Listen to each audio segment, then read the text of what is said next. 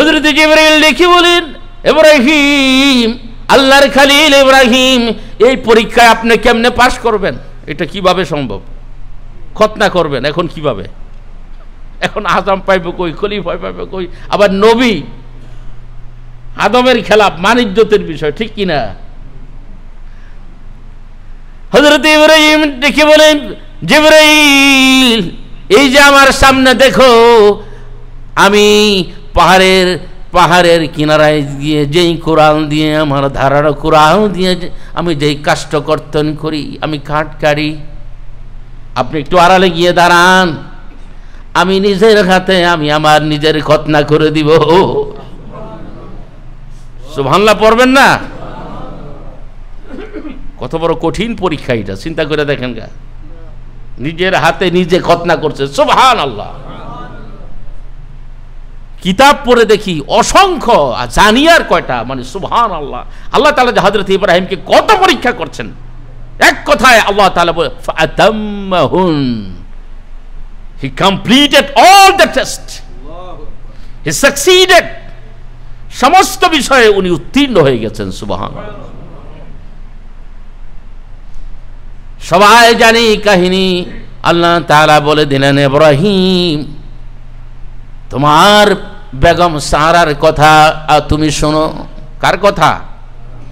সারাকে, আমাদের মা উম্মু ইসহাক, ইসহাক আলাইহিস সালামের মা সারা।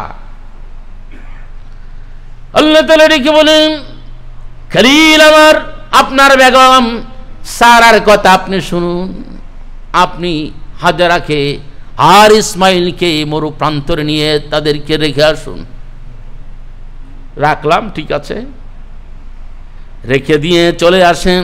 দেখেন পরীক্ষা, দেখেন, রাখলেন। আহারে, যারা বিদেশ থাকে আর যদি বাচ্চা দূরে থাকে তাদের কেমন লাগে তারা ভালো করে জানে। আমার মনে আছে কোনো এক লোক এই দেশে আজকে 30 বছর ধরে এই দেশে থাকে, কিন্তু আনডকুমেন্টেড, কোনো পেপার নাই। আর বেচারা এমন ঝামেলায় পড়ছে দেশে বিদেশে। আমরা যারা এই দেশে থাকি, দেশে পয়সা না দিলে তো আর হয় না, বাস্তব কথা। দেশেও যাইতে পারে না, দেশে গিয়ে কি করবে, এই অপেক্ষায় করতে করতে জীবন যৌবন সব শেষ হয়ে গেছে। আর এদিকে ছোট ছোট বাচ্চারা বড় হয়ে গেছে, বিয়ার শাদীর উপযুক্ত হয়ে গেছে, বারবার বাবাকে দেখতে চায়, কিন্তু বাবাকে আর দেখতে পায় না। কেমনে জানি সোশ্যাল মিডিয়াতে খবর পাইল যে আমার বাবার সাথে ইমাম জুবাইর রশিদের ভালো সম্পর্ক। আমাকে ফোন করে বলল, সাহেব, আমি একটা চিঠি পাঠাবো আপনাকে, আপনি কাইন্ডলি পড়বেন, পরে একটা ব্যবস্থা নেবেন, কারণ আমার বাবা আমাদের কোনো কথা শোনে না। চিঠি আসলো, চিঠি পড়ে দেখলাম, আপনার কাছে আমার বাবার ভিক্ষা চাই, মেহেরবানি করে আমার বাবারে পাঠাই দেন। সন্তান বাপমার সাথে যে কি গভীর সম্পর্ক আল্লাহ তাআলা দিয়েছেন। আমি বললাম, দেখি আর একটা মুহূর্ত দেরি করবেন না, 1 সপ্তাহের ভিতরে আপনি টিকেট করুন, দেশে চলে যান। কাল কিয়ামতের ময়দানে এই সন্তান আপনার বিরুদ্ধে দাঁড়িয়ে যাবে। আল্লাহ তাআলা আপনাকে আমেরিকাতে থাকা ফরজ করেন নাই। লোকটা ঠিকই টিকিট কেটে পরের সপ্তাহে দেশে চলে গেছে। আল্লাহু আকবার। মেয়েটি ফোন করে ডেকে বলে, মাওলানা সাহেব, আল্লাহ তাআলার কাছে আপনাকে দোয়া করলাম, আল্লাহ তাআলা যেন আপনার হায়াত তাইয়্যিবা দান করেন। বাপ, সন্তান, মেয়ে, ছেলের সাথে যে আল্লাহ তাআলা কি বন্ধন দিয়ে ফেলেছেন। তাহলে কোথায় রাখলো? মরু নির্জন এলাকায়, পরীক্ষা। এবার হাজারা ডেকে মনে, স্বামীজি কোথায় চলে যান? কোনো কথাই কয় না, পরীক্ষা। এবার ইসমাইল ডেকে বলে, বাপজান কোথায় চলে যান? কোনো কথাই বলে না। আমাদের মা হাজেরা ডেকে বলে, স্বামীজি বুঝতে পেরেছি, আল্লাহ তাআলা আপনাকে কমান করেছেন। হযরত ইব্রাহিম হ্যাবুদক মাথা নাড়া দিল, সুবহানাল্লাহ। চলে গেলেন, পরীক্ষায় পাশ হয়ে গেলেন। আবার 4-5 বছর হযরত ইব্রাহিম আলাইহিস সালাম বারবার হাজরাকে স্বপ্নে দেখেন, ইসমাইলকে স্বপ্নে দেখেন। সুবহানাল্লাহ। আবার এদিকেও হযরত হাজরা আমাদের মা গভীর রাত্রিতে বসে বসে কাঁদে। সম্পূর্ণ কিতাবের কথাগুলি বলছি আপনাদেরকে। ইসমাইল ডেকে বলে, এবং গভীর রজনী কাবা ঘরের পার্শ্বে তুমি বসে বসে কাঁদো, কারণ কি? হাজারা ডেকে মনে, ইসমাইল তোর বাবার কথা মনে হয়েছে, তোর বাবার কথা মনে হয়েছে। তোর বাবা আমাদেরকে আল্লাহর নির্দেশে কোথায় রেখে গেছে। আল্লাহ তাআলা জিবরাইলকে ডেকে বলে, জিবরাইল যাও যাও যাও, আমার খালিলকে বলো হাজেরা এবং ইসমাইলকে গিয়ে যেন দেখে আসে। এবার হযরত ইব্রাহিম কি আর আসতে পারে? বাধা আছে মাকড়সার জালে। কিসের জালে? হযরত সারা। সুবহানাল্লাহ। হযরত ইব্রাহিম ডেকে বলেন, সারা অনুমতি দিবানি, একটু গিয়ে হাজেরাকে দেখে আসি, ইসমাইলকে দেখে আসি। সুবহানাল্লাহ। সব পরীক্ষা, প্রত্যেকটা পরীক্ষা পদে পদে যেগুলি আমরা জড়ানো। স্যার রেখে বলে, যাও, যাইবা কিন্তু আগের জুমাতে বলেছি আমি, যাবা কিন্তু বাহন থেকে নামবা না। আল্লাহু আকবার। জিবরাইল বলে, ইয়া খলিল, হযরত সারার কথা মতো আপনি চলেন। সুবহানাল্লাহ। ভাইরা আমার, হযরত ইব্রাহিম আসলো, বাহন থেকে নামে না। হাজেরা ডেকে বলে, নামবা না। বলে না। বলে কেন? ওই তোমার বোন সারার সাথে কথা দিয়েছি, বাহন থেকে আমি নামবো না। হযরত ইসমাইল আলাইহিস সালাম কুবাইস পাহাড় থেকে একটা পাথর নিয়ে মার হাতে দিলেন। মা, বাবাজির পায়ের নিচে রেখে দাও, আমার বাবা পাথরের উপর দাঁড়াবে, জমিনে নামার প্রয়োজন নাই। মা হাজরার সাথে ওয়াদা ভঙ্গ হবে না। সেটাই মাকামে ইব্রাহিম। সুবহানাল্লাহ। পরীক্ষা। সুবহানাল্লাহ। পরীক্ষায় পাশ হয়ে গেল। আমার হযরত জিবরাইল আসছে, দেখে বলে, ইব্রাহিম আপনার সাথে একটা মানুষ, আপনার সাথে মানুষ বেশি এক বন্ধু দেখা করার জন্য আপনার ঘরে গেছে। সুবহানাল্লাহ পড়ি। হযরত ইব্রাহিম বলে, আমার অনুমতি ছাড়া আমার ঘরে যায় আবার কেডা? গিয়ে দেখে এক লোক, দেখতে একটু ভয় ভয় লাগে কিন্তু অপরিচিত, ঘরে গিয়ে বসে আছে। ইব্রাহিম, তোমার অপেক্ষায় আমি আছি, তুমি কোথায়? আমি তো গেছি মেহমানের তালাশে। সুবহানাল্লাহ পড়ি। মেহমান খুঁজে পায় না, আসে না খাইতে, মেহমানও আসে না, হযরত ইব্রাহিম খায়ও না। উনি মেহমান খুঁজতে গেছে, মেহমান খোঁজার জন্য। মেহমান পায় না, কয় ভালোই হয়েছে আপনারে পাইছি মেহমান, কিন্তু নাস্তা দেয় আর খায় না। ফেরেশতারা কি খায় নাকি? উনি হলো মালাকুল মউত আজরাইল আলাইহিস সালাম। সুবহানাল্লাহ পড়েন। দেখে বলি, ইব্রাহিম আল্লাহ তাআলার পক্ষ থেকে তোমার জন্য একটা খবর নিয়ে আসছি। আল্লাহ তাআলা তোমাকে খালিল উপাধি দান করেছেন। হযরত ইব্রাহিম ডেকে বলে, মালাকুল মউত আমাকে খালিল উপাধি কেন দান করলেন? মালাকুল মউত বলেন, জিবরাইলের মাধ্যমে আমি খবর পেয়েছি, জিবরাইলের মাধ্যমে আমি খবর পেয়েছি তুমি মানুষদেরকে দান করো, দানের প্রতিদান হিসাবে তুমি কিছু চাও না।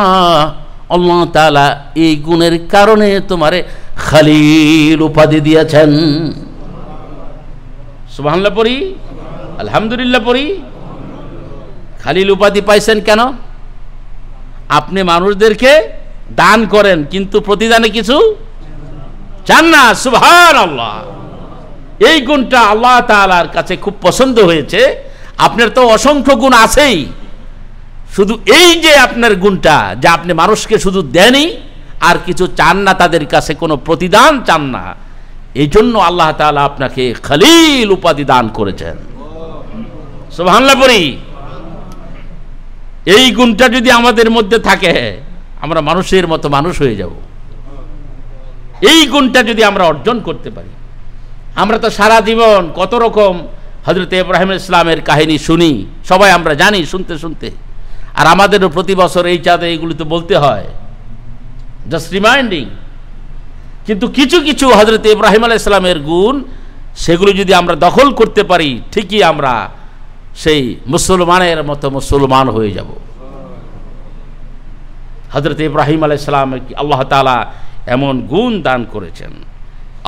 আল্লাহ তাআলা তার হাবিবকে শিখাই দেন এইভাবে, কুল ইন্নানি হাদানি রাব্বি ইলা সিরাতিন মুস্তাকিম দীনান কিয়ামান মিল্লাতা ইব্রাহিম হানিফা। আল্লাহ তাআলা ডেকে বলেন, হাবিব আপনি বলে দেন আমার রব আমাকে সিরাত মুস্তাকিমের প্রতি হেদায়াত দান করেছেন। আল্লাহ নবী বলেন যে আমার রব আমাকে কি সিরাত মুস্তাকিম হেদায়েতের উপর আমাকে রেখেছেন। সুবহানাল্লাহ। আর সেই হেদায়েতের পথটা কি? দীনান কিয়ামান মিল্লাতা ইব্রাহিম হানিফা। কথাটি ছোট্ট কিন্তু অনেক বড় ব্যাখ্যা। এটা হলো দিন কিয়ামা, এর মানে হলো আপনার যে এমন একটি রিলিজিয়ন যেটা হলো এক সুপ্রতিষ্ঠিত রিলিজিয়ন, সুপ্রতিষ্ঠিত এক দিন এবং জীবন ব্যবস্থা যেটা কিয়ামত পর্যন্ত থাকবে। মিল্লাতে ইব্রাহিম মানে হযরত ইব্রাহিম আলাইহিস সালামের ধর্ম, এটা কিয়ামত পর্যন্ত থাকবে। এই দিন জীবন ব্যবস্থা, এই জীবন ব্যবস্থার উপর আল্লাহ তাআলা আমি মুহাম্মদ সাল্লাল্লাহু আলাইহি ওয়াসাল্লামকে প্রতিষ্ঠিত রেখেছেন। সুবহানাল্লাহ। এটা নবী সাল্লাল্লাহু আলাইহি ওয়াসাল্লামের কথা যে আমাকে আল্লাহ তাআলা হযরত ইব্রাহিম আলাইহিস সালামের দ্বীনের উপর আমাকে প্রতিষ্ঠিত রেখে হেদায়েত দান করেছেন। সবচেয়ে বড় যেটা হলো জাহিরিভাবে উম্মতে মুহাম্মদীর জন্য হযরত ইব্রাহিম আলাইহিস সালামের অনেক বেশি, হযরত ইব্রাহিম আলাইহিস সালামের কাছে আমরা অনেক বেশি ঋণী। জাহিরিভাবে নিজকে পরিষ্কার রাখা, সুন্দর রাখা হযরত ইব্রাহিম আলাইহিস সালাম শিক্ষা দিয়েছেন। সুবহানাল্লাহ। এই যে দেখুন খতনা করাটা, এতে কত বড় যে স্বাস্থ্যকর বিষয়।